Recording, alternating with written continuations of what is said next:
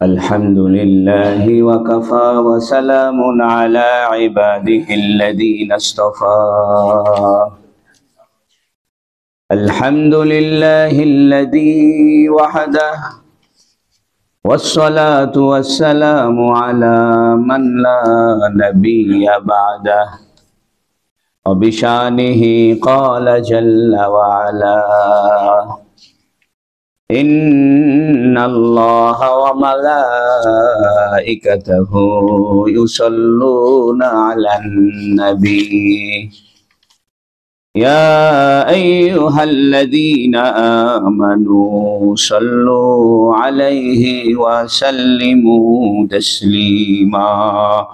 اللهم صل على محمد وعلى آل محمد كما صليت على إبراهيم وعلى آل إبراهيم إنك حميد مجيد. اللهم بارك على محمد وعلى آل محمد كما باركت على إبراهيم وعلى آل إبراهيم إنك حميد مجيد. أما بعد فقد قال جل وعلا بسم الله الرحمن الرحيم وإذ قال موسى لقومه يا قوم لم تؤذونني وقد تعلمون أني رسول الله إليكم فلما زاغوا أزاغ الله قلوبهم والله لا يهدي القوم الفاسقين. صدق الله العلي العظيم. الحمد لله আল্লাহ তাবারাক ওয়া তাআলার বড় মেহেরবানি যে আল্লাহ রাব্বুল ইজ্জত দীর্ঘ এক মাস পরে আল্লাহর ঘরে বসে আল্লাহর কোরআনের কথা শোনার তৌফিক দান করেছেন, বলুন আলহামদুলিল্লাহ। আমরা সূরাতুস সফ আলোচনা করছিলাম, 28 নম্বর পারার সূরায়ে সফ। 4টি আয়াত আমরা আলোচনা শেষ করেছি। আজকে সূরায়ে সফের 5 নম্বর আয়াত থেকে তাফসীর হবে ইনশাআল্লাহ। আল্লাহ পাক সূরায়ে সফের শুরুতে বলেছেন, আল্লাহর জন্যই তাসবিহ পাঠ করে আসমান সমূহ এবং জমিনে যা কিছু আছে। সুবহানাল্লাহ। তিনি মহাপরাক্রমশালী, তিনি প্রজ্ঞাময়, হিকমতের অধিকারী। এরপরে আল্লাহ বলছেন, হে ঈমানদারেরা, তোমরা এমন কথা কেন বলো যা নিজেরাই পালন করো না? আল্লাহর কাছে বড় জঘন্য কথা, বড় নিন্দনীয় কথা যে তোমরা যা বলো তা পালন করো না।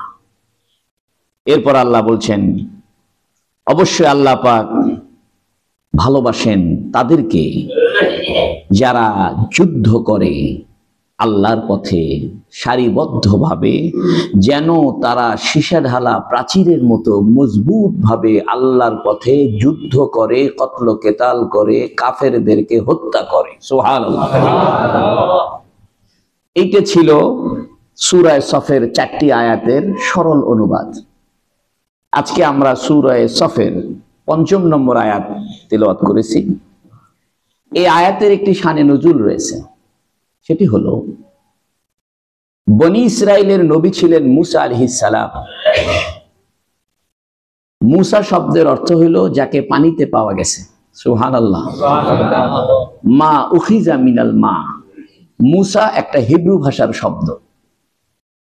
আমরা যে আম গাছের নিচে কুড়িয়ে পাই সেটাকে বলা হয় কুড়ানো আম। ঝাড়ু দেওয়ার পরে যে ধানগুলো আমরা সংগ্রহ করি এগুলো বলা হয় ঝাড়ু দেওয়া ধান। তো পানিতে যাকে পাওয়া গেছে এটাকে হিব্রু ভাষায় বলে মুসা। মুসা শব্দের অর্থ হইল যাকে পানি থেকে পাওয়া গেছে। হযরতে মূসা আলাইহিস সালাম সম্পর্কে দীর্ঘ আলোচনা, বিস্তারিত আলোচনা। বলতে গেলে বলা যায় কোরআন শরীফের ঘটনা প্রবাহের ভিতরে দীর্ঘ ঘটনা প্রবাহ মূসা আলাইহিস সালামকে কেন্দ্র করে। আজকের আয়াতে মূসা আলাইহিস সালামের সম্পর্কে একটি আলোচনা, সেটি হলো বনি ইসরাইল যারা ইয়াকুব আলাইহিস সালামের বংশধর। আপনারা জানেন ইব্রাহিম আলাইহিস সালামের দুটি ছেলে ইসহাক এবং ইসমাইল আলাইহিস সালাম। ইসহাকের ছেলের নাম ইয়াকুব, ইয়াকুবের আরেক নাম ইসরাইল। সে কারণে ইহুদিরা যে রাষ্ট্র প্রতিষ্ঠা করেছে এই রাষ্ট্রের নাম দিয়েছে ইসরাইল। ওরা বলে ইসরাইল, আমরা বলি সিন দিয়া, ওরা বলে জা দিয়া। ইসরাইল আর ইসরাইল একই কথা। এই ইয়াকুব আলাইহিস সালামের এক নাম ইসরাইল, তার বংশধরকে বলা হয় বনু ইসরাইল, অর্থাৎ ইসরাইলের বংশধর। ইয়াকুব আলাইহিস সালামের 12 সন্তান। এক সন্তানের নাম ইউসুফ, আরেকজনের নাম বনিয়ামিন। এদের পরবর্তী বংশধরকে বলা হয় বনু ইসরাইল। এদের ভিতরে আল্লাহ আনুমানিক 4000 নবী প্রেরণ করেছেন।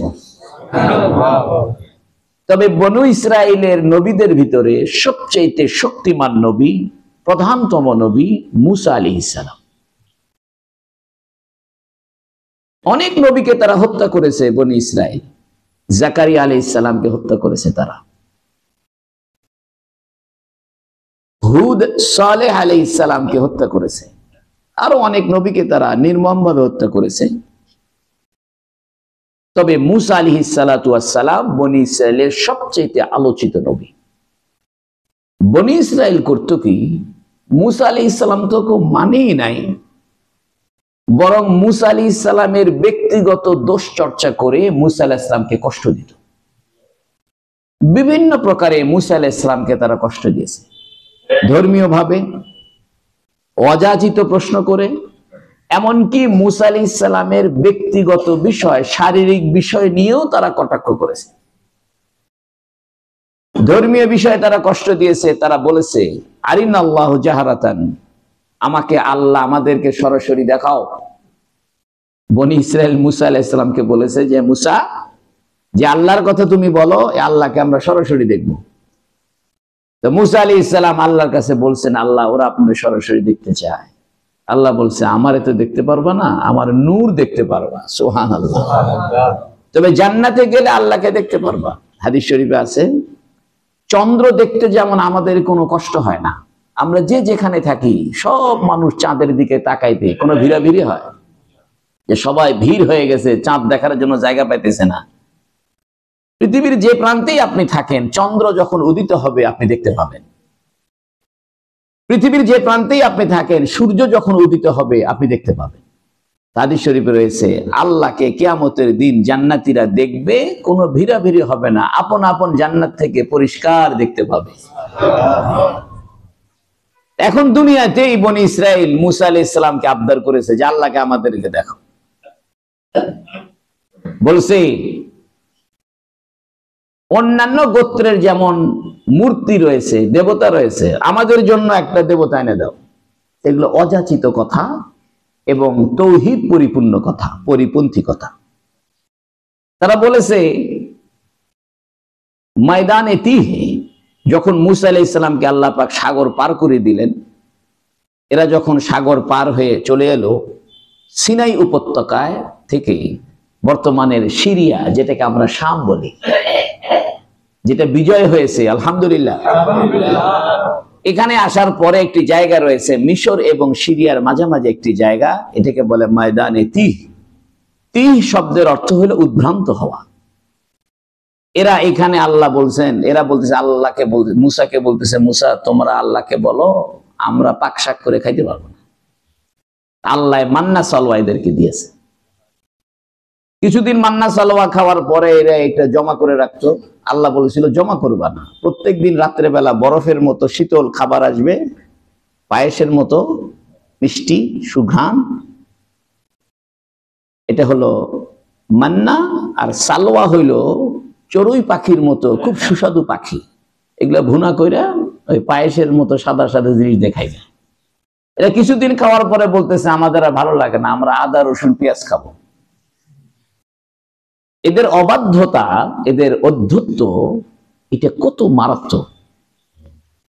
এরা এক পর্যায়ে বলল যে আমরা যুদ্ধ করতে পারবো না, তোমরা যে আল্লাহর সাথে তুমি নিজেই যে যুদ্ধ করো।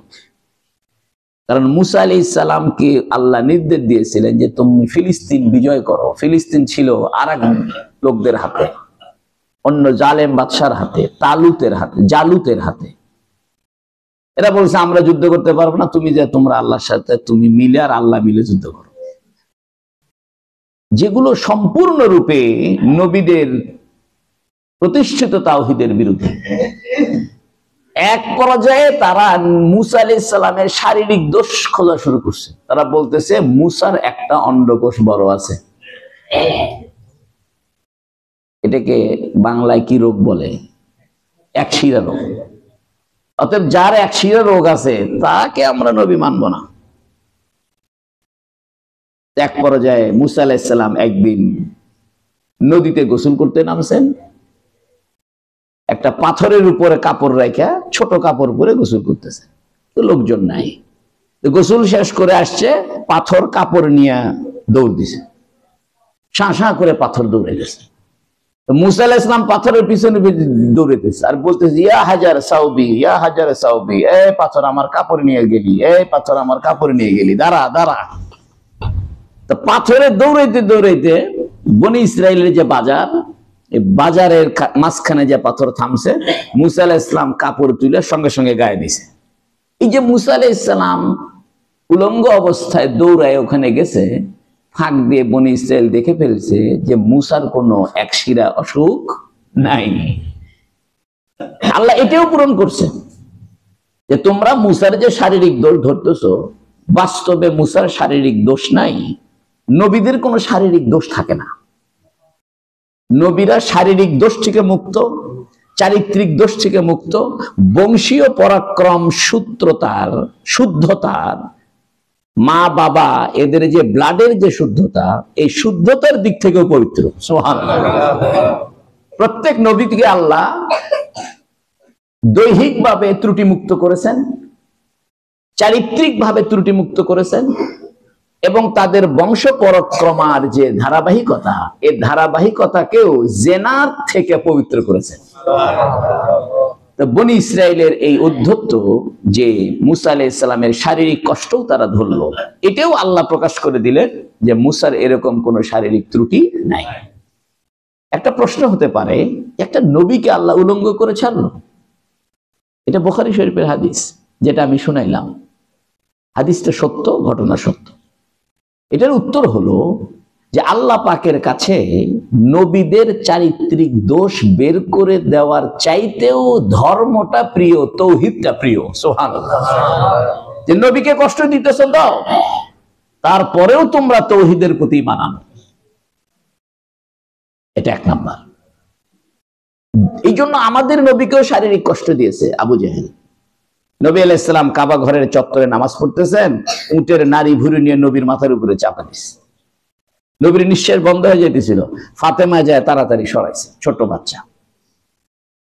নবীকে উহুদের ময়দানে রক্তাক্ত করেছে, শারীরিক ভাবে নবী কষ্ট পেয়েছেন। তায়েফের ময়দানে নবী আলাইহিস সালাম রক্তাক্ত হয়েছে। এর দ্বারা উদ্দেশ্য হইল পৃথিবীর মানুষ, আমি নবীকে শারীরিক কষ্ট দিতে রাজি, তারপরেও চাই তোমরা আমার তৌহিদ মেনে নাও। মুসা আলাইহিস সালাম যে উলঙ্গ হয়েছেন, এটার একটা জবাব এইটা, একটা কারণ এই যে মুসা আলাইহিস সালামের উলঙ্গ হয়েছে হোক, তারপরেও তোমরা মুসার ত্রুটি মুক্ত আছে এটা দেখে তারপরেও আল্লাহকে মানো। দুই নম্বর জবাব হলো, সেই যুগে উলঙ্গ হওয়া খুব একটা দোষণীয় ছিল না। এই জন্য আগের যুগে যেমন আরব দেশে তলোয়ার ছাড়া ঘুরে বেড়ানো দোষণীয় ছিল। মানুষ বলতে আর মিয়া তুমি তলোয়ার নিয়ে ঘোরো না, তুমি মানুষ নাকি? তোমার তো কোনো যৌবনই নাই, তোমার তো কোনো সাহসী নাই। তলোয়ার ছাড়া কেউ থাকলে মানুষ তাদেরকে ত্রুটিপূর্ণ মনে করত। বর্তমানে আমরা কেউ তলোয়ার নিয়ে ঘুরলে মানুষ এটা কি জঙ্গি নাকি, তলোয়ার নিয়ে ঘুরে কেন? কিন্তু ওই দিন আবার আসবে, মুসলমান সব অস্ত্র নিয়ে আসবে। এই যে মেহরাব আছে না, এই মেহরাব শব্দের অর্থ হলো যুদ্ধের অস্ত্র রাখার জায়গা। এই যে মসজিদ তো চারকোনা, কিন্তু মাঝখানে ইমাম সাহেবের জন্য একটু আলাদা জায়গা কেন করছে? এটাকে বলে মেহরাব। হারবুন মানে যুদ্ধ, তার থেকে মেহরাব মানে যুদ্ধের অস্ত্র। মুসল্লিরা নামাজ পড়তে আসতো, মুজাহিদরা নামাজ পড়তে আসতো, সঙ্গে তলোয়ার থাকতো, আর নামাজের সময় তলোয়ার সব ইমাম সাহেবের কাছে জমা দিত। সুবহানাল্লাহ। ইমাম সাহেব সব তলোয়ার সামনে জমা রেখে আল্লাহু আকবার নামাজ পড়তেন। অর্থাৎ ইমাম সাহেব ছিল রাজনৈতিক নেতা, সামাজিক নেতা, ধর্মীয় নেতা। এই জন্য এটার নাম মেহরাব হয়েছে। এখন মেহরাবের মধ্যে আমরা মাইক রেখে দিছি। কি রাখছি?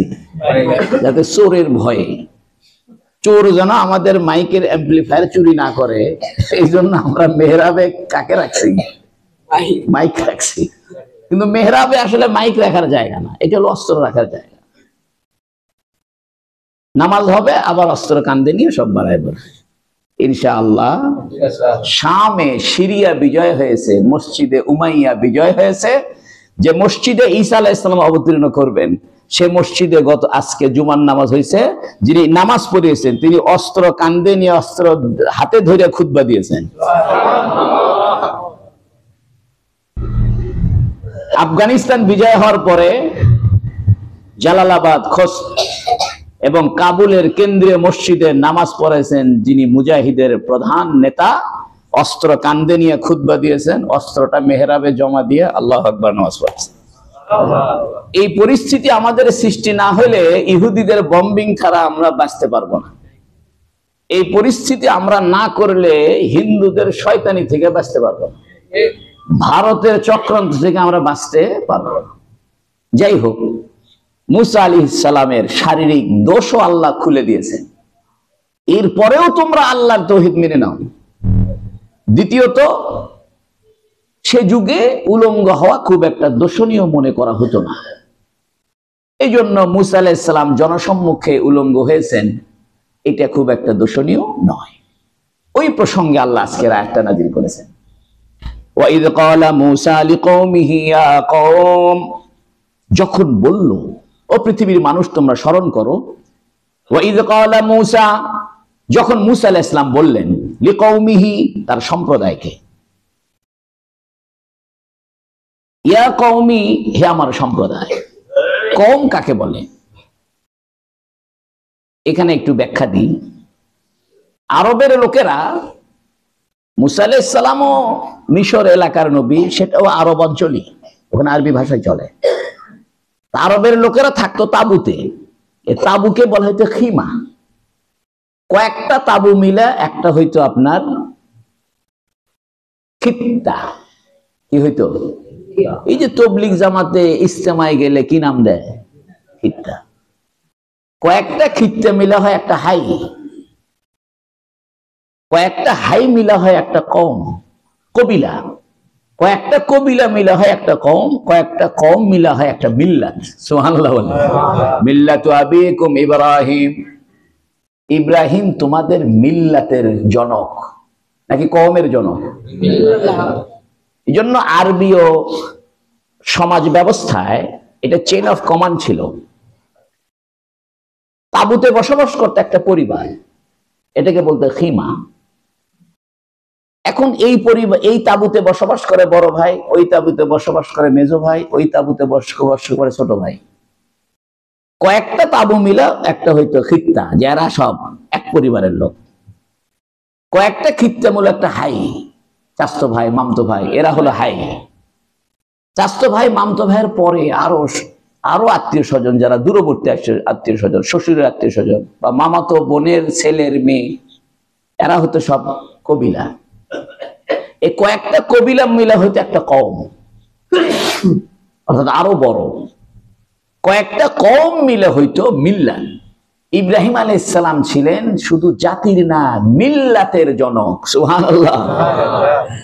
আমরা বাংলায় বলি জাতির জনক, শুধু জাতি বললে মিল্লাতের অর্থ আদায় হবে না, বরং সর্বোচ্চ যে সামাজিক সংগঠন, একটা পুরা জনগোষ্ঠীর যে নেতৃত্ব দিয়েছেন ইব্রাহিম আলাইহিস সালাম। এখন আল্লাহ মূসা সম্পর্কে বলছেন ইয়া কওমি, বুঝা গেল মূসা আলাইহিস সালাম মিল্লাতের প্রধান নয়, কিসের প্রধান? কওমের প্রধান। আর আমাদের নবী শুধু মিল্লাত নয়, সমগ্র জগতের প্রধান। সুবহানাল্লাহ বলেন।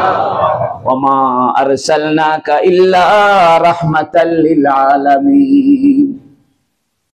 আল্লাহ কি বলছে? ওমা আরসালনাকা ইল্লা কওমান লিল আলামিন বা কওমান লিল মুসলিমিন বা মিল্লাত আবিকুম। এই জন্য ইব্রাহিম আলাইহিস সালামের চাইতে বড় জনগোষ্ঠীর নেতা হইল মুহাম্মদুর রাসূলুল্লাহ সাল্লাল্লাহু আলাইহি ওয়াসাল্লাম। এই জন্য পৃথিবীতে প্রান্তে প্রান্তে যে ভাষারই লোক, যে দেশেরই লোক, যে বর্ণের লোক, কোন আত্মীয়তার কানেকশনের বাইরে গোটা পৃথিবী ব্যাপী আমাদের নেতা, আমাদের মহান সরদার মুহাম্মদুর রাসূলুল্লাহ সাল্লাল্লাহু আলাইহি ওয়াসাল্লাম। তাই আল্লাহ বলতেছেন ওয়া ইয ক্বালা মূসা লিকওমিহি লিকওমিনা লিমিল্লাতিহি কওমিহি। এর দ্বারা বোঝা গেল উনি ইব্রাহিমের চাইতে ক্ষুদ্র জনগোষ্ঠীর নবী।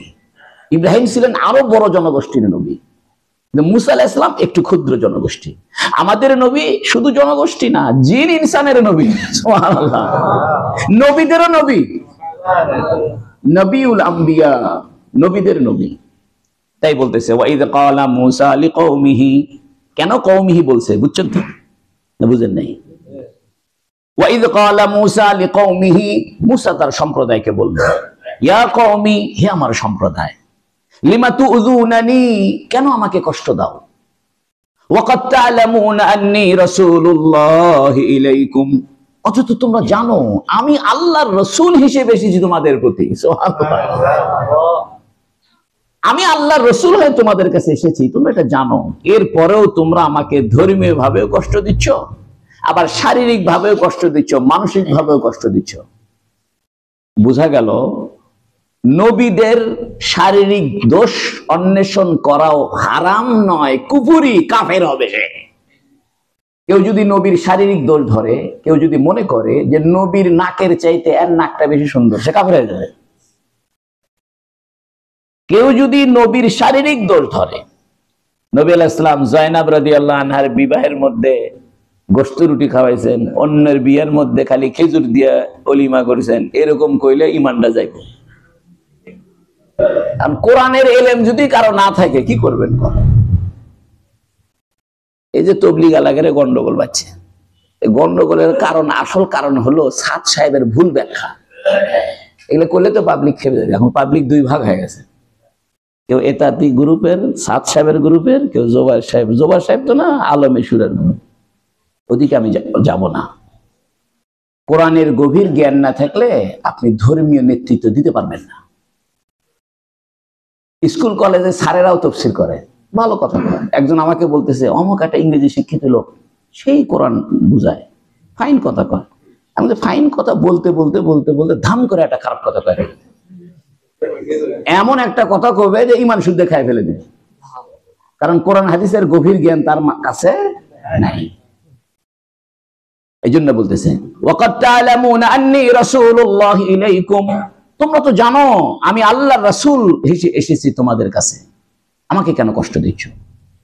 নবীদেরকে কষ্ট দেওয়া হারাম। ফালাম্মা যাগু আযাগাল্লাহু কুলুবাহুম, ফালাম্মা যাগু, অতঃপর যারা, যখন তারা বক্রতা অনুসন্ধান করলো, আযাগাল্লাহু কুলুবাহুম, আল্লাহ তাদের অন্তরকে বাঁকা করে দিলেন। এর মানে কি জানেন? আপনি নবীদের দোষ ধরবেন, নবীদের সম্পর্কে আপনার অন্তরে সামান্য কসমস কসমস করবে যে নবী যে বেশি বিয়ে করছে, এটা আমার ভালো লাগে না। নাউজুবিল্লাহ।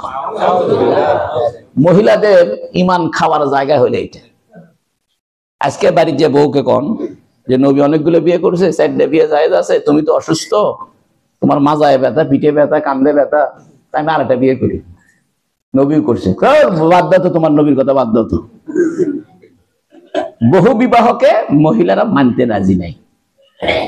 আচ্ছা, আমার বেশি বিয়ে না হয় তুমি না মানলে, নবী বেশি বিয়ে করছে, এ ব্যাপারে যদি তোমার মনে সামান্য একটু জটিলতা থাকে, কসকস করে, মুখের মধ্যে কর্মর কর্মর করে, অন্তরের মধ্যে ঈমানটা নষ্ট হয়ে। নবী যে তার পালিত পুত্র যায়েদের স্ত্রী, নবীর ফুফাতো বোন যায়েনবকে বিয়ে করছেন, অল্প বয়সে আয়েশা সিদ্দিকাকে বিয়ে করছেন, এ ব্যাপারে যদি কারো অন্তরে সামান্য পরিমাণ চুলকানি থাকে, ঈমানটা নষ্ট হয়। তাই আল্লাহ বলতেছেন ফালাম্মা যাগু, অতঃপর এরা যখন বক্রতা করলো, আযাগাল্লাহু কুলুবাহুম, আল্লাহ তাদের অন্তরকেও বাঁকা করে দিলেন। বোঝা গেল রাসূলের প্রতি মহব্বত রাখবেন, আপনার অন্তর সোজা থাকবে। সুবহানাল্লাহ। রাসূলের প্রতি বিন্দু পরিমাণ কুচুলকানি রাখবেন, আল্লাহ আপনার অন্তর বাঁকা করে দিবেন। রাসূল তো নাই, রাসূলের ওয়ারিসরা আছে, রাসূলের উত্তরাধিকাররা আছে, উলামায়ে কেরাম রাসূলের কি। আপনি আলেমদের প্রতি বিদ্বেষ রাখবেন, আল্লাহ আপনার অন্তর ব্যাখ্যা করে দিবেন। মারাত্মক কথা। একটা আলেম সে যে ঘরেরই হোক, আলিয়ার হোক, কওমির হোক, শর্ষিনের হোক, জামাত ইসলামের হোক, তারপরে কি কয় সরমনের হোক, যে কোনো একজন আলেম যাকে আল্লাহ কোরআন দিয়েছে, যাকে আল্লাহ কোরআনের হেফজ করাইছে, হাদিসের এলেম দিয়েছে, আপনি তার প্রতি একটু খারাপ ধারণা রাখবেন, আল্লাহ আপনার দিল বাঁকা করে দিবে। শুধু দিল বাঁকা করবে না, এক কিতাবে আছে মরার পরে লাশ যদি দাফন করে কেবলামুখী চেহারা দেয়, তার চেহারা ঘুরে খালি পূব দিক চলে যাবে। নবী তো নাই, এখন নবীর কাম চালাচ্ছে হুজুররা। হুজুররাই তো নবীর কাম চালায়, এই মসজিদে ইমামতি করে, ইমামতি করার দায়িত্ব তো নবী। নবী যদি এই মসজিদে এশার নামাজের সময় থাকতেন, কে ইমামতি করত? এখন নবী নাই, এখানে আরেকজন হুজুর ইমামতি করে। আপনি এই হুজুরের উপরে আপনার মনের মধ্যে খালি কুসকুস করে চিল্লায়, মানে কামড়ায়, হুজুরে আপনার পছন্দ হয় না, আপনার দিল আল্লাহ বাঁকা করে দিবে। ফালাম্মা যাগু, এরা যখন অন্তরে বক্রতা করলো, অর্থাৎ বুঝে শুনে এই কাম করলো। আচ্ছা, আল্লাহর প্রতি ঈমান আনার ব্যাপারে মুসার অন্ডকোষ বড় না ছোট, এটার কি কানেকশন? মুসার অন্ডকোষ যদি বড়ও হয়, এক শিরা ব্যারামও হয়, অসুবিধা কি? একজন মানুষ যদি তার শারীরিক অসুস্থতা হয়, এর দ্বারা কি তুমি তার যে দাওয়াত দিচ্ছে, আল্লাহর প্রতি দাওয়াত দিচ্ছে, সেটা মানবে না? এর মানে বোঝা গেল তোমরা ইচ্ছা করে মুসার বিরুদ্ধে হিংসা শুরু করছো। হুজুর ভালো পাঞ্জাবি গায়ে দিছে, তোমার কলজে জ্বলে। হুজুর একটা 2 তলার ভিত দিয়ে বাড়ি করেছে, তোমার কলজে জ্বলে। হুজুর এত টাকা কই পাইল? হুজুর একটা দামি গাড়ির চড়ে ঘরে, তোমার কলজে পড়ে। হুজুর বেতন পায় কত? তাই আল্লাহ বলতেছে ফালাম্মা যাগু, এরা যখন ইচ্ছা করে বাঁকামি শুরু করছে, আযাগাল্লাহু কুলুবাহুম, আল্লাহ তাদের অন্তরকে বাঁকা করে দিয়েছে। ওয়াল্লাহু লা ইয়াহদিল কওমাল ফাসিকিন, আল্লাহ ফাসিকদেরকে পথ দেখায় না, হেদায়েতের রাস্তা দেখায় না। বোঝা গেল যাদের অন্তর বাঁকা এরা ফাসিক। আর ফাসিকের তাফসীর করেছে মুফাসসিরিন کرام কাফের বইটা। ফাসিক শব্দটা অনেক বড় অর্থ দেয়। কবিরা গুনাহ করলেও ফাসিক, কাফের হলেও ফাসিক। তবে কাফের হলো বড় ফাসিক, কবিরা গুনাহ করেন হলো ছোট ফাসিক। এই জন্য কোরআন শরীফে যেখানে ফাসিকিন শব্দ ব্যবহার হয়েছে, এটার অর্থ কাফেরও হবে, গুনাহগারও হবে। আল্লাহ সরাসরি কাফের যদি বলতো ওয়াল্লাহু লা ইয়াহদিল কওমাল কাফিরিন, তাহলে আল্লাহ বলতো কাফেরদেরকে হেদায়েত দিবি না, তাহলে আল্লাহর কোরআন নাজিল করে লাভ কি? আল্লাহ তো বলেই দিয়েছে কাফেরদেরকে হেদায়েত দিব না। এই জন্য কোরআন শরীফে কোথাও নাই যে আমি কাফেরদেরকে হেদায়েত দিব না, কোথাও নাই। আল্লাহ বলছে আমি মিথ্যুকদেরকে হেদায়েত দিব না, ফাসিকদেরকে হেদায়েত দিব না, জালেমদেরকে হেদায়েত দিব না। এই জন্য কোরআন শরীফের সব জায়গায় আছে বিমা কানু বিআন্নাহুম ইয়াজলিমুন, বিমা কানু যালিমুন, এরা জালেম, এরা ফাসিক, এরা মিথ্যুক, এই জন্য আমি তাদেরকে হেদায়েত দিব না। এই জন্য কাফেররাও ফাসিক। আল্লাহ বলতেছেন ওয়াল্লাহু লা ইয়াহদিল কওমাল ফাসিকিন, আল্লাহ পাক ফাসিক সম্প্রদায়কে পথ দেখাবেন না, হেদায়েত দিবেন না। বোঝা গেল যাদের অন্তর বেঁকা এরা ফাসিক, আর ফাসিকরা হেদায়েত পাবে না। এই জন্য অন্তর শুদ্ধ করা, অন্তর ভালো করা অনেক দামি একটা বিষয়। শুধু দামি না, সবচেয়ে বড় দামি বিষয় হলো দিল ভালো করা। আপনার মহল্লায় একজন বাড়ি করতেছে, আপনার কলিজা জ্বলে। একজন ইটা বালু থুইছে, আপনার যাতায়াতের অসুবিধা, আপনার কলিজা জ্বলে। কতদিন থোয়া লাগে, সরাই না রেখে আছে। এর মানে কি জানেন? মানে আপনার কলিজা জ্বলিচ্ছে, আপনার ভালো লাগছে না। এই জন্য আল্লাহ বলতেছেন ওয়াল্লাহু লা ইয়াহদিল কওমাল ফাসিকিন, আল্লাহ ফাসিক সম্প্রদায়কে কি দিবেন না? হেদায়েত দিবেন না। ওয়া ইয ক্বালা ঈসা ইবনে মারইয়াম ইয়া বানি ইসরাঈল ইন্নী রাসূলুল্লাহ ইলাইকুম মুসাদ্দিকাল লিমা বাইনা ইয়াদাইয়া মিনাত তাওরাতি ওয়া মুবাশশিরাম বিরাসূলিন ইয়াতি মিন বাদি ইসমুহু আহমদ فلما جاءهم بالبينات قالوا هذا سحر مبين وإذ قال عيسى ابن مريم স্মরণ করো হে পৃথিবীর মানুষ স্মরণ করো যখন মরিয়মের পুত্র ঈসা বলেছিল কি বলেছে ইয়া বনি ইসরাঈল এ বনি ইসরাঈল ইন্নী রাসূলুল্লাহ ইলাইকুম আগেরটা মুসা আলাইহিস সালামের কথা গেছে এখন কোন নবীর কথা বলতেছে কারণ মুসা আলাইহিস সালামের পরে কে আসছেন ঈসা আলাইহিস সালাম এখন আল্লাহ ঈসা আলাইহিস সালামের প্রসঙ্গ বলতেছে ওয়া ইয ক্বালা ঈসা ইবনে মারইয়াম যখন ঈসার মরিয়মের পুত্র ঈসা বলল ইয়া বনি ইসরাঈল এ বনি ইসরাঈল ইন্নী রাসূলুল্লাহ ইলাইকুম আমি আল্লাহর রাসূল তোমাদের কাছে এসেছি মুসাদ্দিকান আমি সত্যায়ন করি সত্য বলে বিশ্বাস করি লিমা বাইনা ইয়াদাইয়া যা আমার সামনে আছে মিনাত তাওরাত অর্থাৎ তৌরাত মুসা আলাইহিস সালামকে আল্লাহ তৌরাত কিতাব দিয়েছিলেন ঈসা আলাইহিস সালাম এসে বলতেছে যে আমি তৌরাতকে সত্যায়ন করি অর্থাৎ তৌরাতেরই একটা নতুন এডিশন হলো ইনজিল তৌরাতকে ইহুদিরা ধ্বংস করছে নষ্ট করে দিয়েছে আল্লাহ এটাকে আবার ঠিকঠাক করে ঈসা আলাইহিস সালামকে আরেকটা কিতাব দিয়েছে সেই কিতাবের নাম হলো ইনজিল তাই মুসা আলাইহিস ঈসা আলাইহিস সালাম বলতেছে ওয়া ইয ক্বালা ঈসা ইবনে মারইয়াম স্মরণ করো যখন মরিয়মের পুত্র ঈসা বলল কি বলল ইয়া বনি ইসরাঈল এ বনি ইসরাঈল ইন্নী রাসূলুল্লাহ ইলাইকুম আমি তোমাদের কাছে রাসূল হিসেবে এসেছি কেন কি জন্য কি কাজ আমার কয় মুসাদ্দিকাল লিমা বাইনা ইয়াদাইয়া মিনাত তাওরাত আমার সামনে যে তৌরাত আছে এই তৌরাতকে আমি স্বীকার করি আর কি করি ওয়া মুবাশশিরাম বিরাসূলিন আরেকজন রাসূলের সুসংবাদ আমি দিচ্ছি ইয়াতি মিন বাদি যিনি আমার পরে আসবে সুবহানাল্লাহ ইসমুহু আহমদ যার নাম আহমদ মুস্তাফা সাল্লাল্লাহু আলাইহি ওয়াসাল্লাম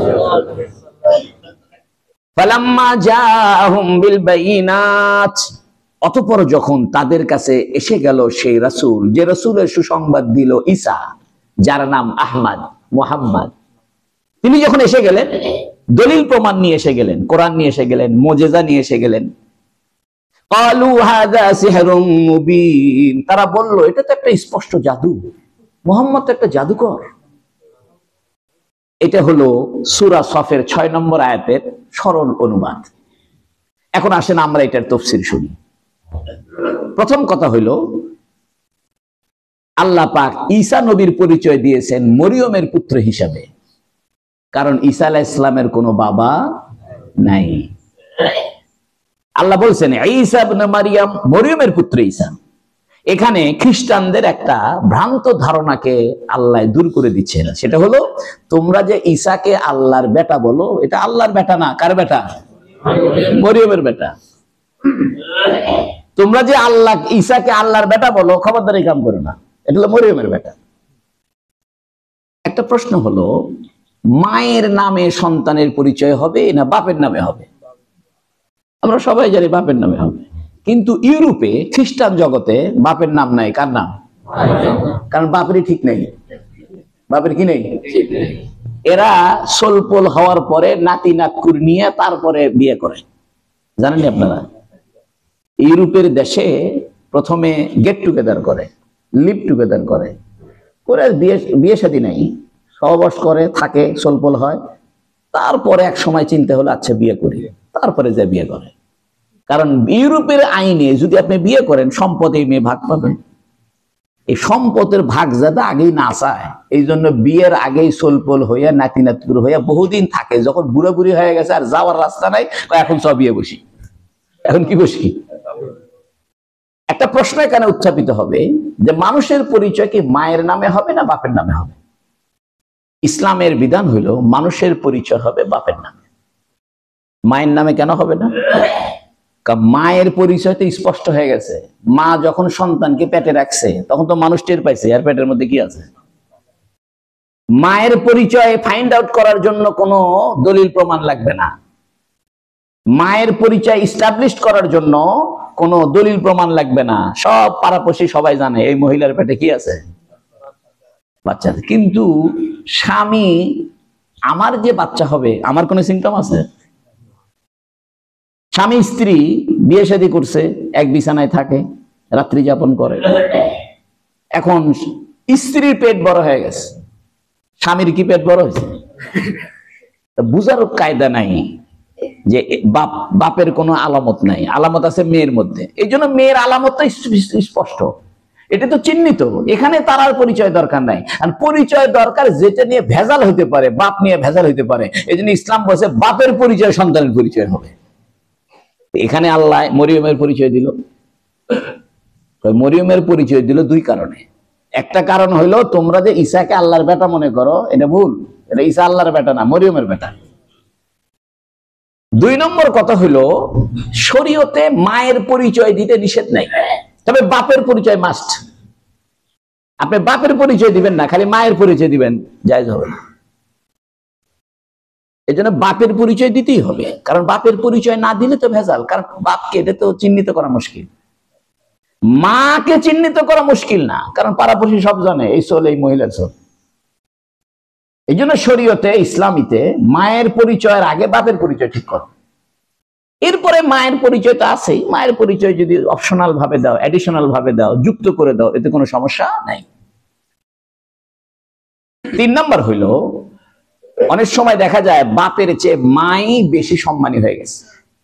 হাদিসের মধ্যে অনেক জায়গা আছে, বা হাদিসের যারা বর্ণনাকারী, মা ছিল মুহাদ্দিস, মা ছিল কি হাদিস বর্ণনাকারী ছিল মা, বাপে অত বড় আলেম ছিল না।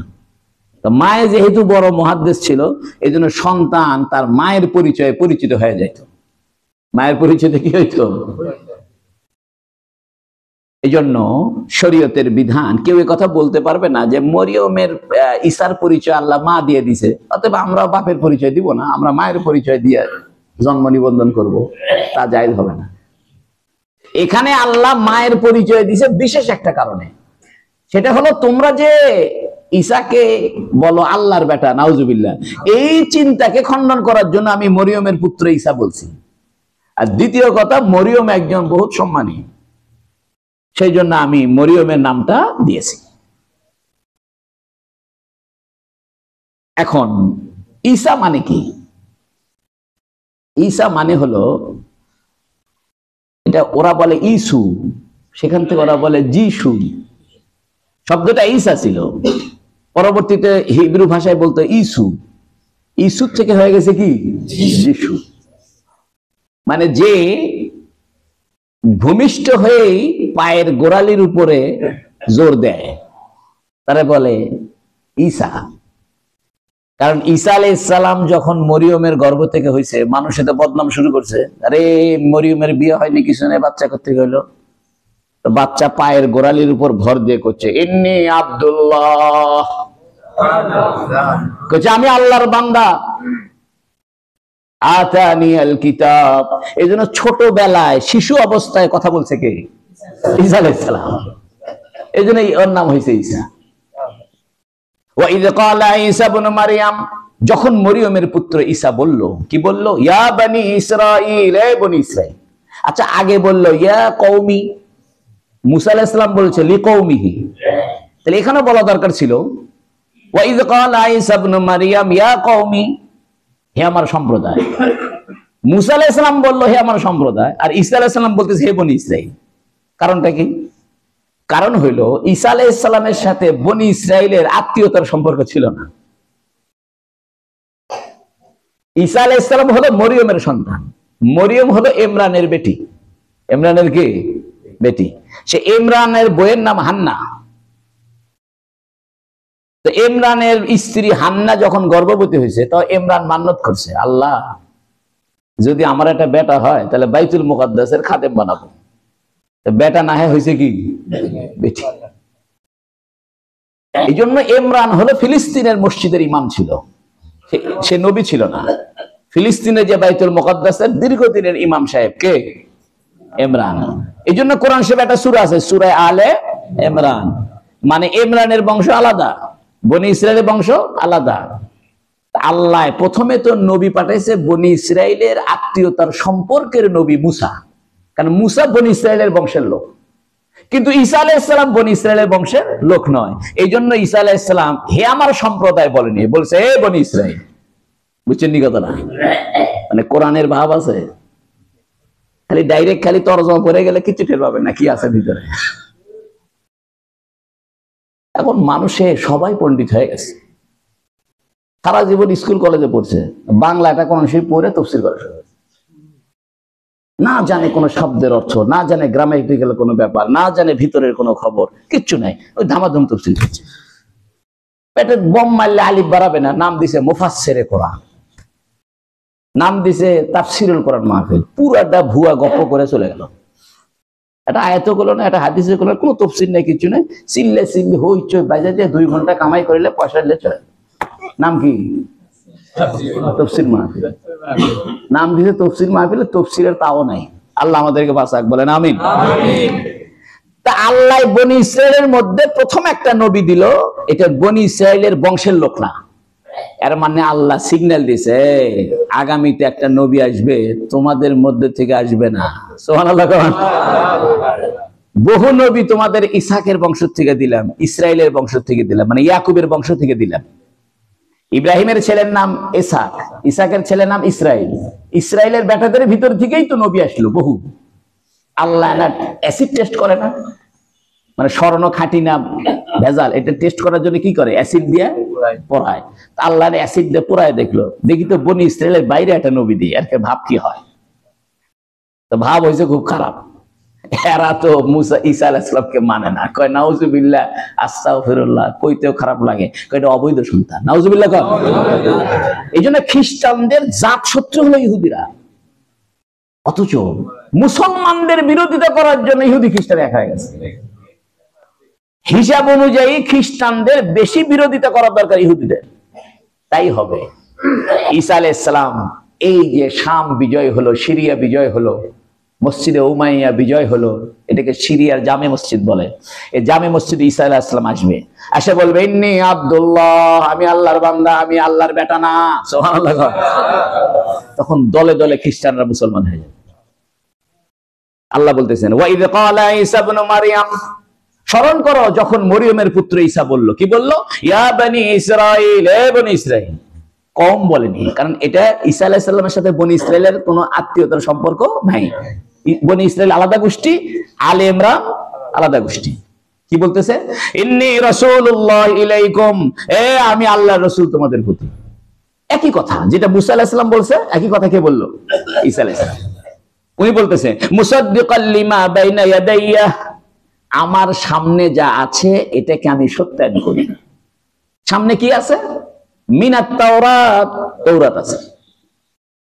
তবে তৌরাত শব্দ, মিনাত তাওরাত, এটা যদি আয়াতের পরবর্তী অংশ ধরেন, শুধু মুসাদ্দিকাল লিমা বাইনা ইয়াদাইয়া, আমার সামনে যা আছে সেটা আমি সত্যায়ন করি, এতটুকু আলাদা অর্থ ধরেন, আর মিনাত তাওরাতকে আলাদা অর্থ ধরেন, তাহলে 3টে অর্থ বের হবে। সুবহানাল্লাহ।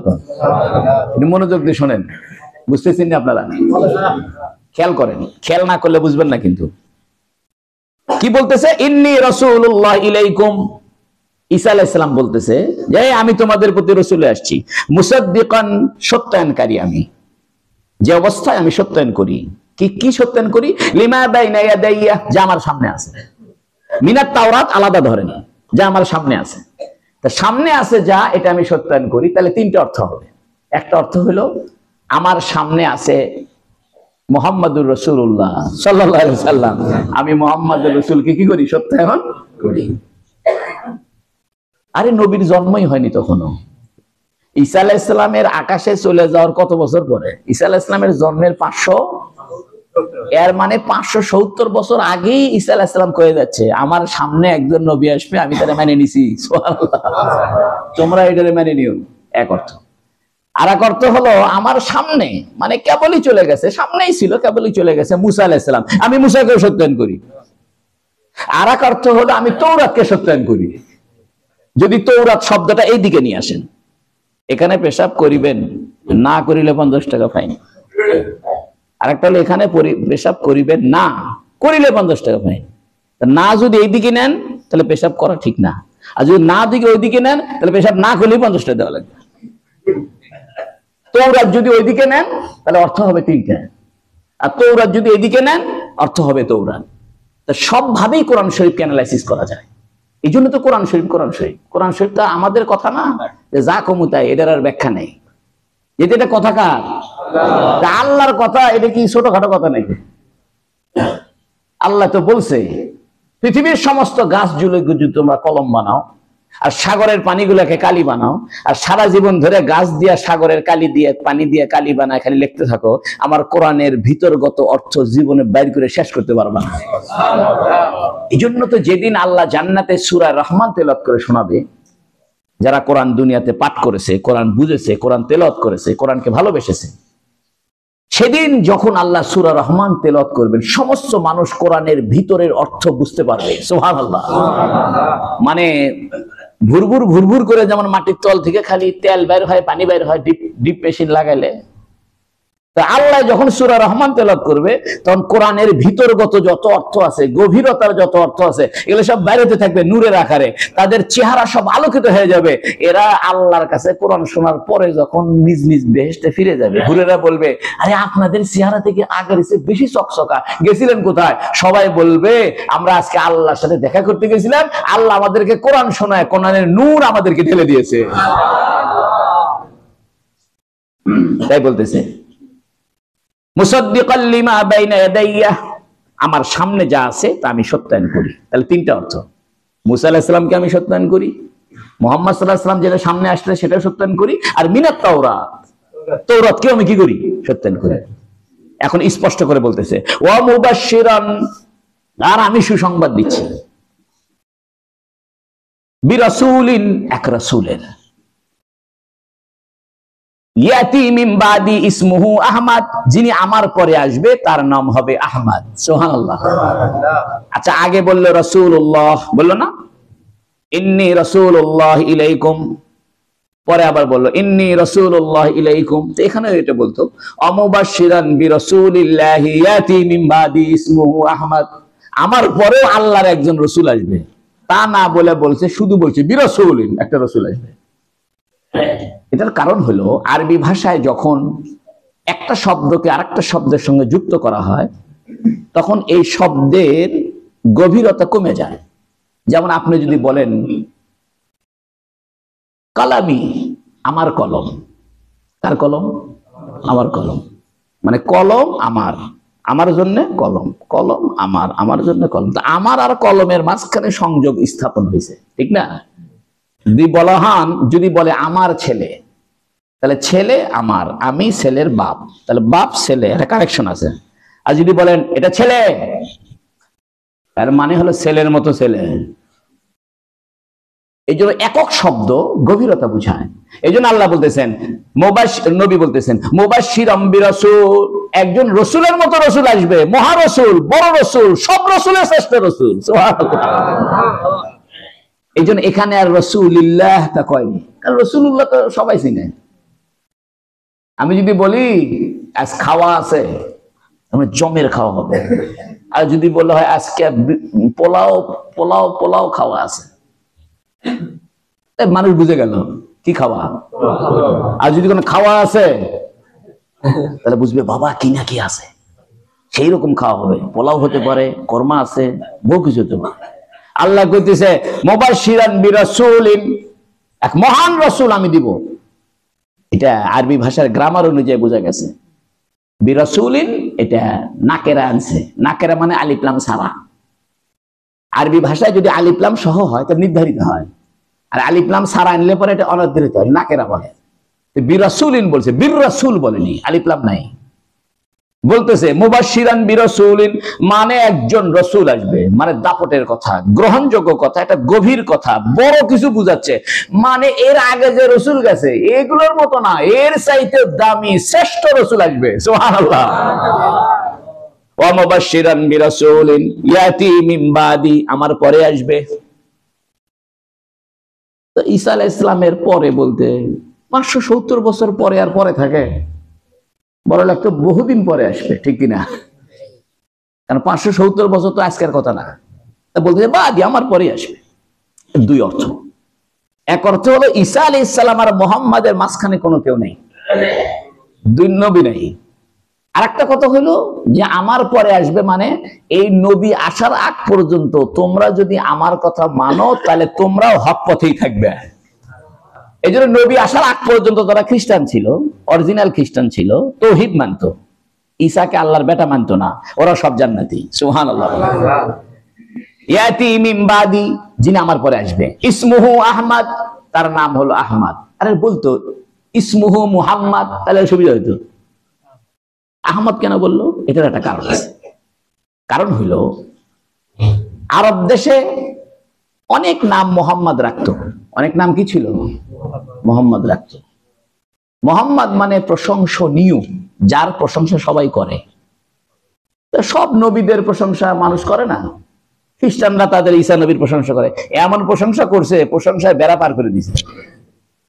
মানে বেশি প্রশংসা করবে যে আল্লাহর বেটা বানাই দিছে। কত বড় শয়তান।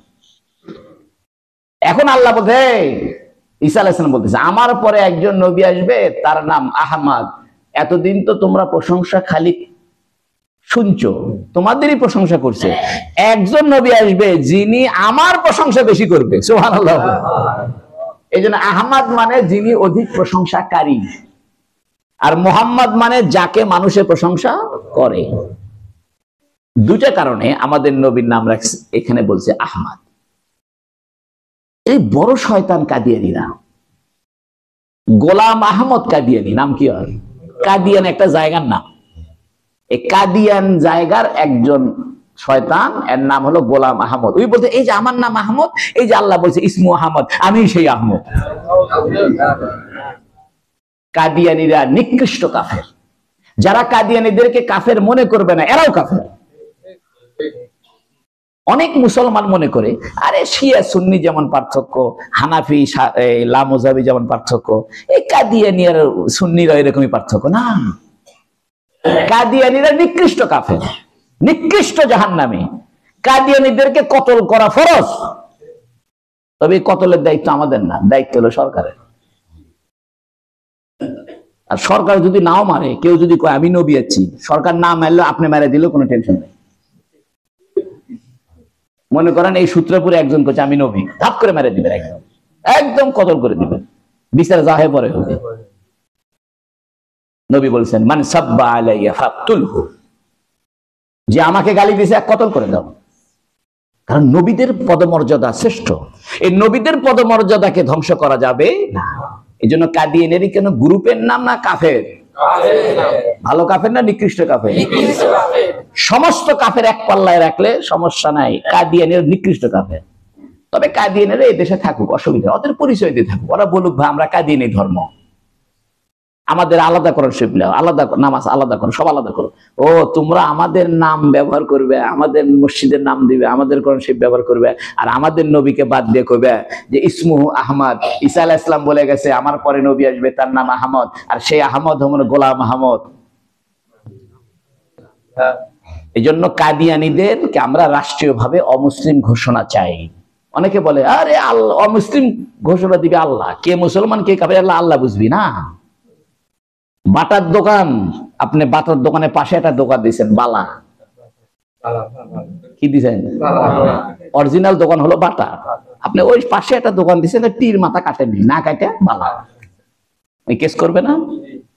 বলবে আদালতে কেস করবে যে দেখেন আমার দোকানের নাম ভেঙে আর একটা নতুন দোকানে মানুষ ভুল বুঝে এটাও বাটার দোকান মনে করবে। হ্যাঁ তুমি অন্য নাম দিয়ে দোকান দাও, তুমি আমাদের নাম বেছে, তুমি নাম দিছো লাখ সাবান, ভিতরে দিছে হুইল সাবান, হবে? তুমি নাম দিছো আমি মুসলমান, আমরা আহমদিয়া মুসলিম জামাত নাম দিছো, আর ভিতরে বলতেছো আমাদের নবী গোলাম আহমদ। এই জন্য কাদিয়ানীদেরকে রাষ্ট্রীয়ভাবে অমুসলিম ঘোষণা করার দরকার আছে কি নাই? যদি ওদেরকে রাষ্ট্রীয়ভাবে অমুসলিম ঘোষণা না করা হয় তাহলে আমাদের মেয়েদের সঙ্গে ওদের বিয়ে দিবেন, জেনা হবে। ওরা পাসপোর্ট বানায় মক্কা মদিনায় চলে যাবে, কাফেররা চলে যাবে। ওরা আমাদের মসজিদে এসে ইমামতি করবে, নামাজ হবে? কাফের তো সে। এটা মজার ঘটনা শুনেন, এই গোলাম আহমদ কাদিয়ানী যে নিজেকে আহমদ দাবি করেছে এই আয়াতের থেকে, ওর নাম গোলাম আহমদ। ওর সাথে আমাদের একজন বড় আলেম, বড় বুজুর্গ, আমাদের মুরব্বী ওনার নাম হলো আতাউল্লাহ। কি নাম? আতাউল্লাহ সাহেবের সাথে গোলাম আহমদের লাগছে তর্ক, মানে বিশাল মজলিসে মোনাজারা হচ্ছে, তর্ক যুদ্ধ হচ্ছে। তো গোলাম আহমদ বলতেছে আমার নাম গোলাম আহমদ, আমি আজকে থেকে গোলাম শব্দ কাটে দিছি, আমার নাম এখন আহমদ, অতএব কোরআন শরীফে যা আছে মিম্বাদ ইসমু আহমদ, আমি সেই আহমদ। তো উনার সাথে তর্ক যুদ্ধে নামছে আতাউল্লাহ। উনি বলতেছে আমার নাম আতাউল্লাহ, আমি আতাবাদ দিলাম, কি থাকলো? আমি আল্লাহ হ্যাঁ করছি, তোকে আমি নবী বানাইনি। তর্ক যুদ্ধই শেষ। মানে ইংরেজদের নেতৃত্বে তর্ক যুদ্ধ হচ্ছিল। এই দেশ তো ইংরেজরা আগে ছিল, ব্রিটিশ আমলে। ওই গোলাম আহমদের সাথে আমাদের একজন বড় আলেম আতাউল্লাহ শাহ বুখারী, কি নাম? এই আতাউল্লাহ শাহ বুখারীর সাথে তর্ক যুদ্ধ লাগছে, মোনাজারা হয়েছে আর কি, বিতর্ক অনুষ্ঠান হয়েছে। বিতর্কের শুরুতেই গোলাম আহমদ বলতেছে আমার নাম গোলাম আহমদ, আজকে থেকে আমি গোলাম বাদ দিলাম, আমার নাম শুধু আহমদ, অতএব কোরআন শরীফের ওই আহমদ আমি। তর্ক লাগছে যে হুজুরের সাথে, হুজুরের নাম কি? উনি বলতেছে আমার নাম আতাউল্লাহ, আমি আতা শব্দ বাদ দিলাম, হয়ে গেলাম আল্লাহ কিছুক্ষণের জন্য, আমি আল্লাহ হ্যাঁ করছি, তোকে আমি নবী বানাইনি। ইংরেজে ফয়সালা দিছে, এটা নবী না। ইংরেজরাই এটাকে খাড়া করছিল, কাদিয়ানীদেরকে ইংরেজরাই খাড়া করছিল, যাতে মুসলমানদের মধ্যে ভেজাল তৈরি করে, মুসলমানরা যাতে ইংরেজদের বিরোধিতা না করে, নিজেরা নিজেরা মারামারি করে। এই জন্য কাদিয়ানীকে কাদিয়ানী বানাইছে। তাই বলতেছে মিম্বাদি ইসমুহু আহমদ। কেউ যদি বলে মোহাম্মদ কেন বলেনি, মোহাম্মদ দুই কারণে বলেনি। কিছু কিছু মানুষের নাম মোহাম্মদ ছিল, কিন্তু আহমদ নাম কারো ছিল না। দুই নম্বর কথা বোঝানোর উদ্দেশ্য হলো মোহাম্মদ মানে যে প্রশংসা পায়, আর আহমদ মানে যে আমি এমন এক নবী পাঠাবো দেখবে কেমন আল্লাহর প্রশংসা করে। সুবহানাল্লাহ। আর একটা কথা হলো আমাদের নবীর নাম অনেক হবে, শুধু মোহাম্মদ হবে সেরকম না। যেমন নবী বলছেন আমার গুরুত্বপূর্ণ নাম 5টা, আনা মুহাম্মদ, আনা আহমদ, আনা হাশির, আনা আকিব, আনা মাহি। আমাদের নবীর গুরুত্বপূর্ণ নাম কয়টা? 5টা। মুহাম্মদ আমাকে প্রশংসা করবে, আল্লাহ নিজে আমার প্রশংসা করে, তবে আমি আবার আহমদ, আমি আবার আল্লাহর বেশি প্রশংসা করি। না হাশির, আমি সবাইকে একত্রিত করব, কালো সাদা ধনী গরিব দেশি বিদেশি সবাইকে আমার পতাকা তলে একত্রিত করব। হাশির মানে জমাকারী। আনাল আকিব, আকিব মানে আমি সবার পিছনে আনবো, সব নবীর শেষে আনবো।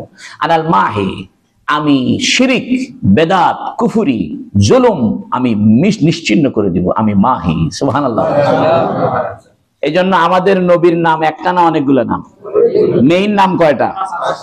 আরো বহু নাম আছে, যেমন ইয়াসিন, মুজাম্মিল, মুদ্দাসির, তাহা, এগুলো সব আমাদের নবীর নাম।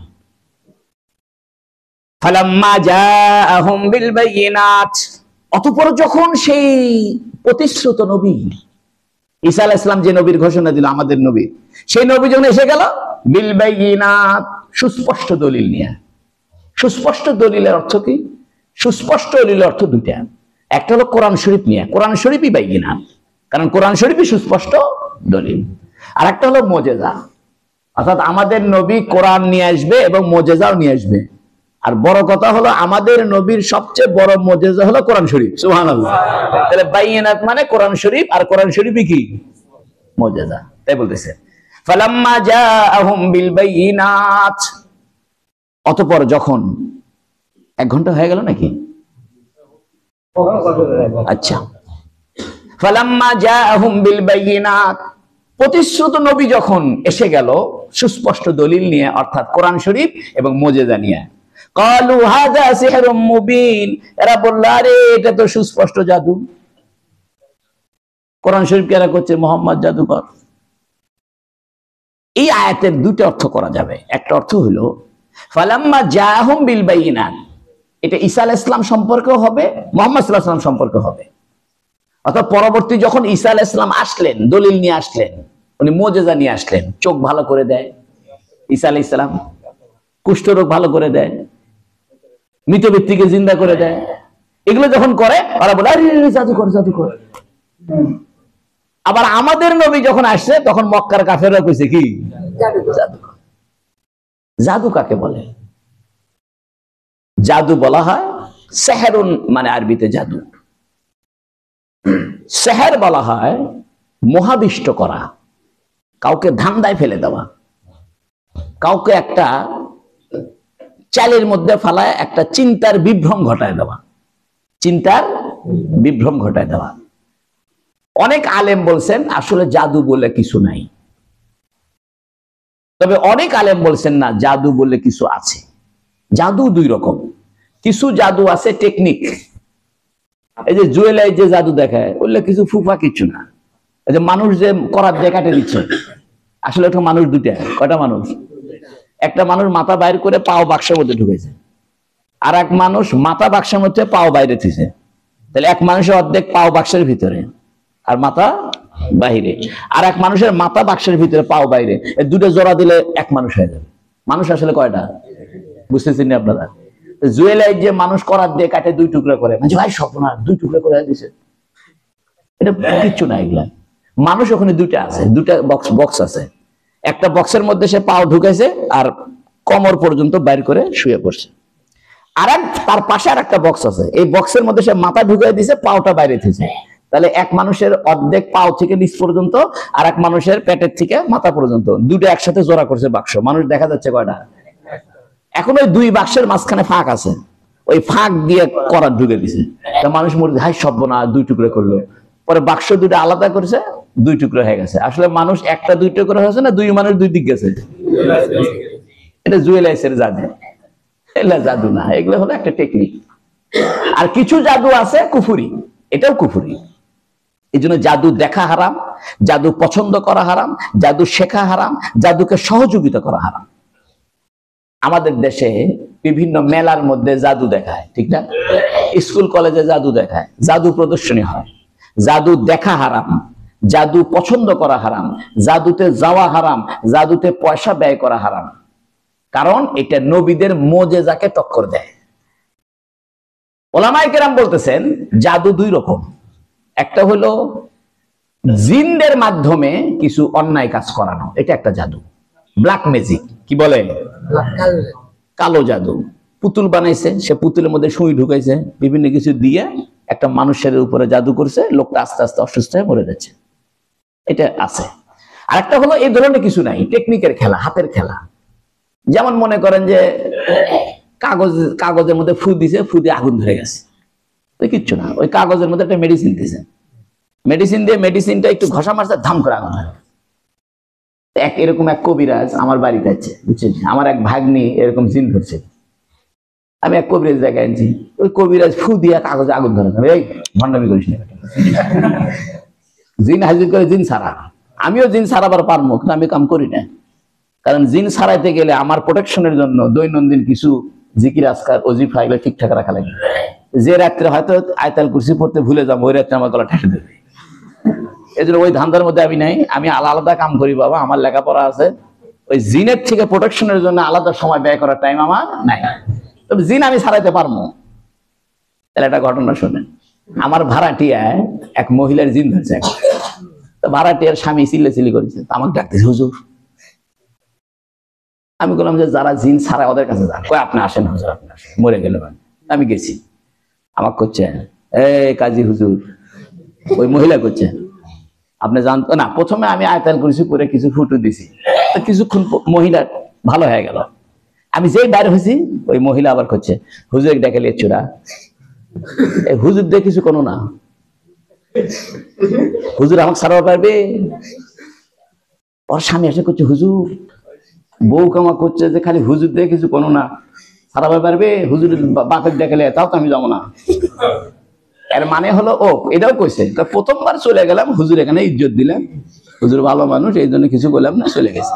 কথা বুঝছেন? পরে আমি আর ওর কাছে যাইনি, কারণ আমি যদি দ্বিতীয়বার যাই তাহলে সে আমার উপর আক্রমণ করবে, অথবা সে আমার সাথে খারাপ ব্যবহার করবে।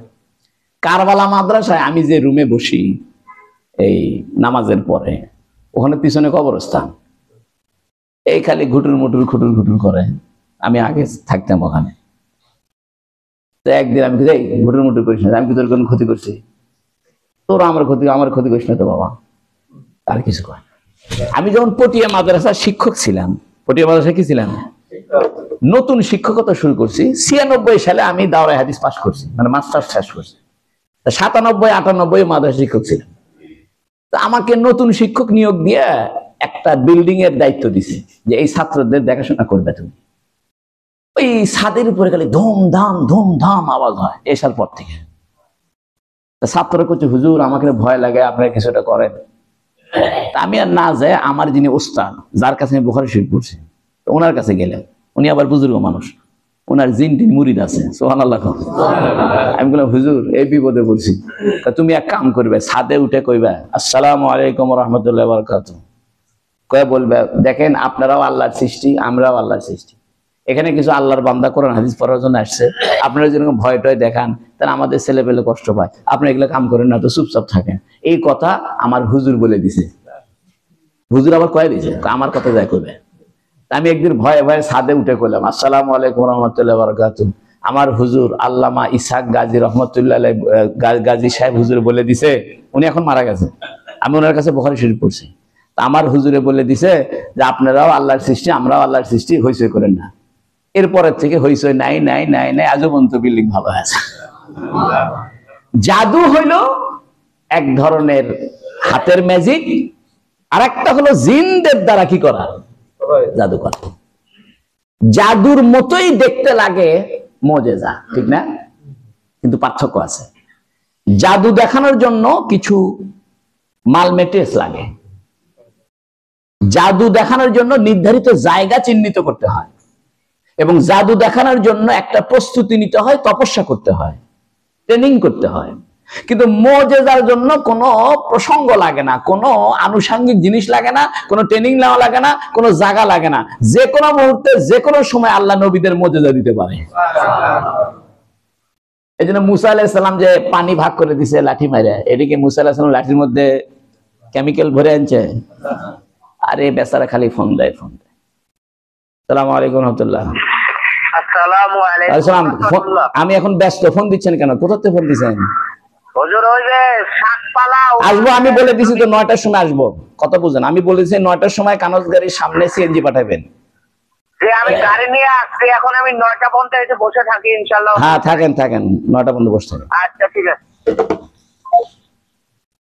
মুজিজা যেটা, এই মুজিজার জন্য কোনো প্রস্তুতি নিতে হয় না। যে কোনো সময় যে কোনো মুহূর্তে আল্লাহ নবীদের দ্বারা এই ঘটনা ঘটে দেয়। নবীরা নিজেরও জানে না কখন মুজিজা হবে। সুবহানাল্লাহ। এজন্য মুসা আলাইহিস সালাম যখন সাগরের পাড়ে আটকে গেছে, ভয় পাচ্ছে যে আল্লাহ ওই দিক দিয়ে ফেরাউনের বাহিনী, সামনে পানি, যাবো কই? আল্লাহ বলছে মুসা লাঠি মারো। তো মুসা লাঠি মারে কি হবে? লাঠি যদি সেনাবাহিনীর গায়ে মারে, ফেরাউনের বাহিনী মারে, তাহলে তো একটা লাভ, একটা মূল্য। তো পানির মধ্যে মারে কি হবে? আল্লাহ কোথায় মুসা, আমি যা কোথায় করো তো, তোমার ব্রেনে ধরবে না। যে পানিতে মারছে রাস্তা বানাই দিচ্ছে।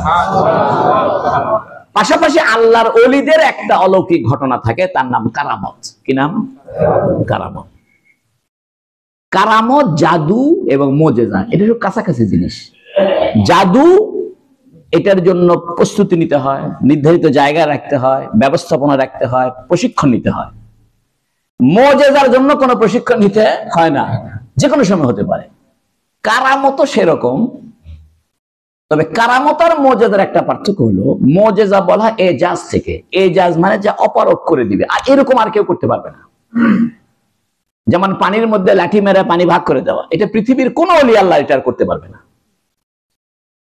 ঈসা আলাইহিস সালাম অন্ধ লোকের চোখে হাত দিয়ে চোখ ভালো করে দিয়েছে, ঠিক না? পৃথিবীর সমস্ত ওলি আল্লাহ মিলে আর কারো চোখ ভালো করতে পারবে না। অন্য কিছু দেখাইতে পারবে মানে আল্লাহ তাদের দেখায় নিতে পারবে। এটা হলো কারামত। কারাম মানে সম্মানী, বা কারাম মানে পাকা আঙ্গুরকে আরবিতে কারাম বলে।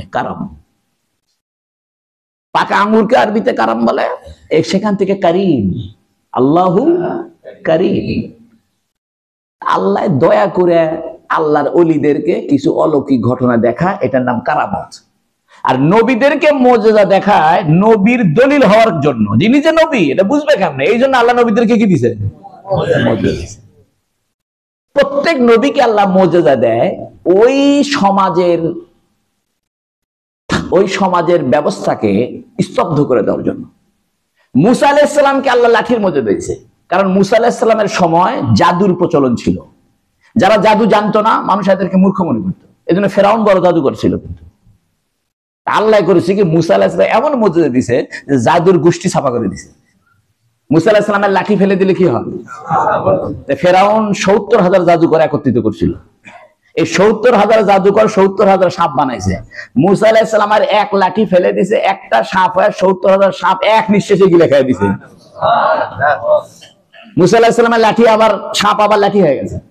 কিন্তু 70,000 জাদুকরের সাপ, দড়িতে সাপ হয়েছে, সাপ যে খাইলে দিছে, দড়িও হয় না, সাপও হয় না, কিচ্ছু নাই। তখন এই 70,000 জাদুকরের লিডার, সে অন্ধ, প্রায় 80 বছরের উপরে বয়স। সে বলতেছে, কে রে, মুসা কি খেলা আরম্ভ করছে? বস, খেলা তো শেষ। কি খেলা শেষ রে? আমরা 70,000 সাপ বানাইছিলাম। তারপর মুসা একটা বানাইছে। তারপর মুসার এক সাপে আমাদের 70,000 সাপ গিলে সাপ করেছে। তারপর মুসার সাপ লাঠি হয়েছে। তোর কেন দড়ি? আমাকে দড়িও খুঁজে পাচ্ছে না, লাঠিও খুঁজে পাচ্ছি না। তখন এই জাদুকরের লিডার বলতেছে, আল্লাহ, হাই সুবহানাল্লাহ, বলতেছে, শোনো মুসা, এটা জাদু করা নয়। আমি 80 বছর ধরে জাদুর খেলা দেখাই। মুসা যদি জাদুকর হইতো তাহলে আমাদের দড়িগুলো আমরা ফিরে পাইতাম। মুসা জাদু করে না, কোন জাদুর কাম করে নাই, মুসার কোন জাদু নাই। মুসা আল্লাহর রাসূল, জাদুকর ঈমান আনছে। 70,000 জাদুকর সেজদায় পড়ে যে আল্লাহর প্রতি ঈমান আনছে। আর এক কিতাবে লিখছে যে 70,000 জাদুকর মুসার ডিজাইনে পোশাক গায়ে দিয়েছিল। মুসা যেরকম জুব্বা পরছে, এরাও জুব্বা পরছে। এক কিতাবে লিখছে যে মুসার জুব্বার অনুকরণ কারণে, একটা নবীর ড্রেস অনুকরণ কারণে আল্লাহ খুশি হয়ে এই 70,000 জাদুকরকে ঈমানের নিয়ামত দান করছে। এই জন্য নবীদের অনুকরণ, পোশাকের অনুকরণ লোভনীয়, পোশাকের অনুকরণ জরুরি। তাইলে বুঝে গেছেন নি, জাদু, মোজেজা, কারামত, বুঝছেন নি? মোজেজা এটা এইরকম মোজেজা আর কেউ দেখাতে পারবে না। কারামত দুই আল্লাহর ওলি একই রকম কারামত দেখাতে পারবে না, আল্লাহ ঘটায় দিতে পারবে। এই জন্য আল্লাহর ওলিরা ইচ্ছা করলে কিন্তু কারামত দেখাতে পারবে না। মনে করেন এক আল্লাহর ওলি একটা কারামত দেখেছে, যেমন আমাদের মাহি সওয়ার, উনি কথার কথা মাছের পিঠে আসলো, যদিও মতভেদ আছে, মানে নিলে মাছের পিঠে আসলো। নতুন করে আর এক আল্লাহর ওলি, সেও মাছের পিঠে যাইতে পারবে, কিন্তু কোন আল্লাহর ওলি নবীদের মোজেজার মতো মোজেজা দেখাইতে পারবে না। তাই বলতেছে,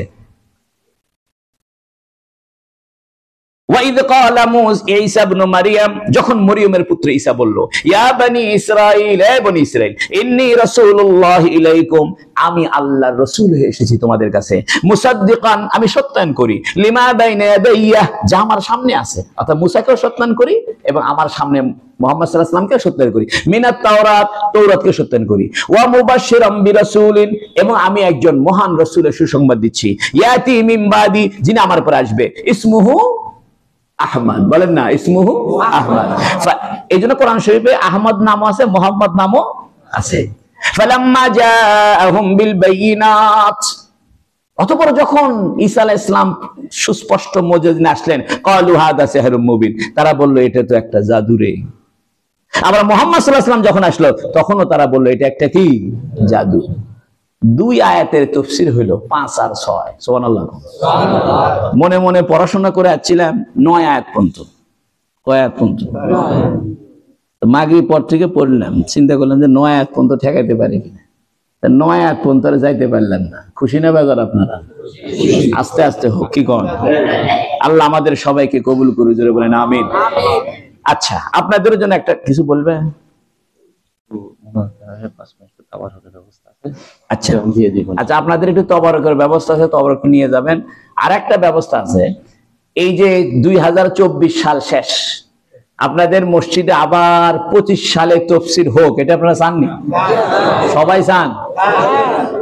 এই জন্য আমি একটা ক্যালেন্ডার বানাইছি। অর্থাৎ আমি একটু সংক্ষেপে বলি, মাসে জুমার নামাজ কয়টা? কন্যা 4টা। মনোযোগ দিয়ে শোনেন, প্রত্যেক ইংরেজি মাসের প্রথম জুমার নামাজ শুক্রবারের দিন। এটা আমার কারবালা মাদ্রাসার মসজিদে আমি আসর থেকে মাগরিব পর্যন্ত তালিম হয়, মাগরিবের আগে দোয়া হয়, আর মাগরিবের পরে জিকির হয়। হালকা জিকির করে আবার একটু দোয়া করি। এটা মাসের কোন শুক্রবার? দ্বিতীয় শুক্রবার আজাদ পান, তৃতীয় শুক্রবার বড় বেলাল মসজিদে এরকম তাফসীর হয়। আমি আবার ভাগ করছি, এক জায়গাত করি প্রথম 10 পারা, আর এক জায়গাত করি মধ্যের 10 পারা, আর এক জায়গাত করি শেষের 10 পারা। কথা বুঝছেন? আপনাদের এখানে শেষের 10 পারা হচ্ছে, টাইম মতো গেলে আমি আবার 20 পারার থেকে শুরু করব এখানে, যাতে 3 মসজিদে মিলে 10 10 10 3 10 30 পারা তাফসীর কি হয়ে যায়। তাহলে দ্বিতীয় শুক্রবারে কোন মসজিদে হয়? তৃতীয় শুক্রবারে, শেষ শুক্রবার, চতুর্থ না, কারণ কোন কোন মাসে শুক্রবার কয়টা আছে? শেষ শুক্রবার কোন মসজিদ? বাদুরতলা মসজিদ। আর প্রত্যেক ইংরেজি মাসের প্রথম শনিবারে বাদুরতলা মসজিদে হাদিসের দর্স হয়। কিসের দর্স? এটা যেরকম আমি এখানে কোরআন তাফসীর করি, ওই বাদুরতলা মসজিদে ইংরেজি মাসের প্রথম শনিবারের দিন কি করি? হাদিস পড়াই। বুখারী, মুসলিম, তিরমিজি, আবু দাউদ, নাসাই, ইবনে মাজাহ, মুয়াত্তা মালিক, মুয়াত্তা, সব হাদিসের যে সংকলন মেশকাত শরীফ, এই মেশকাত শরীফের হাদিস আমি ধারাবাহিকভাবে দর্জ দিই। আপনারা এটা যেন সবাই উপস্থিত হওয়ার তৌফিক আল্লাহ দান করুক, বলুন আমিন। তো এই ক্যালেন্ডারটা, অর্থাৎ আপনারা যেন বুঝতে পারেন যে মাসের কোন শুক্রবারে কোথায় প্রোগ্রাম আছে, এই জন্য আমি আপনাদের জন্য একটা ক্যালেন্ডার বানায় আনছি। এটা ফ্রি, কোনো টাকা পয়সা দিতে হবে না। আপনারা এই ক্যালেন্ডারটা নিলে বুঝতে পারবেন যে এই শুক্রবারে হুজুরের কোন মসজিদে কি প্রোগ্রাম আছে। এটা আপনারা একটু সবাই কষ্ট করে নেন, সবাইকে দিয়ে দাও। এটা নেওয়ার পরে ইনশাআল্লাহ দোয়া হবে। আর তবারক আছে, তবারক কি গেটে দিবেন না এখানে দিবেন? দাও, তবারক দাও, তবারকও নেন, ক্যালেন্ডারও নেন। আপনারা ক্যালেন্ডার অতিরিক্ত নিতে পারবেন, হয়তো কোনো বন্ধু বান্ধবকে দিবেন, 20-এর বেশি নিতে পারবেন, 2টে 3টে 4টে নিতে পারবেন, যাদের বেশি লাগে নিয়ে নেবেন। হ্যাঁ দেন, তবারকও দিয়ে দেন, তবারকও দিয়ে দেন। মাশাআল্লাহ, জাযাকাল্লাহ খায়র। হ্যাঁ সবাইকে দেন। হ্যাঁ ও আচ্ছা দিচ্ছি, দাঁড়া, পরিবেশ একটু ঠান্ডা হোক। হ্যাঁ আপনাদের কষ্ট হলো নি রে বাবা, আল্লাহ আমাদেরকে কবুল করুক, বলেন আমিন। হ্যাঁ আপনারা এটা অতিরিক্ত নিতে পারবেন, হয়তো আপনার কোনো